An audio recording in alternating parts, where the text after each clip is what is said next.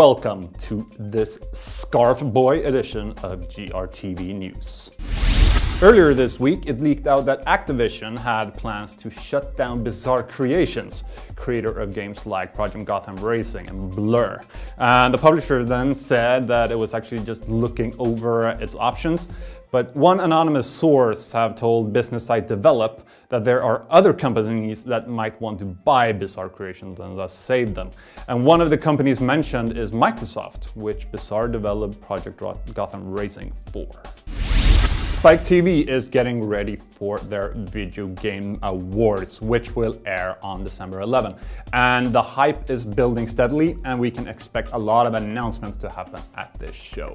Bioware will be there with one, for example, and they've released a teaser for the game to whet our appetites. We're just concerned about the fact that it doesn't look like Mass Effect 3. Where's my Mass Effect 3, Bioware? Where? Speaking of the Video Game Awards, Spike TV has published the full list of nominations. We got the full list up on our site, but it might be worth mentioning that BioWare managed to snag 10 nominations with Mass Effect 2, Studio of the Year and Game of the Year, for example, and Halo Reach following close with 9 nominations, and Call of Duty Black Ops with 7. Some of the nominations are quite odd though, so I'd recommend taking a look at the list. In 2008, Activision picked up Budcat Creations, a studio that has specialized in making games for older formats like PlayStation 2 versions of the last couple of Guitar Hero games, for example. Now the publisher has announced that Budcat will be closing down and that the studio's developers and QA have lost their jobs in a targeted reduction in jobs. The shutdown of Budcat is a part of Activision streamlining their music game franchises, but it's always sad to see people in the industry lose their jobs, especially this close to Christmas, when it tends to happen a lot.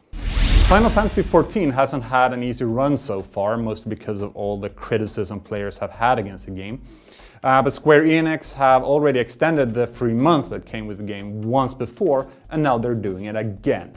If you picked up the game and created a character before November 19, you'll get another 30 free days added to your account while the devs work on the rather major updates planned for release at the end of this month and early next year. And finally, some dates for you.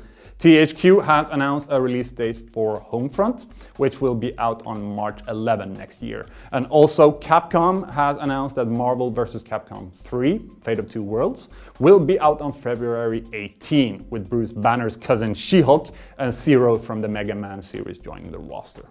That's all we had for you this week. This is GRTV. My name is Petter.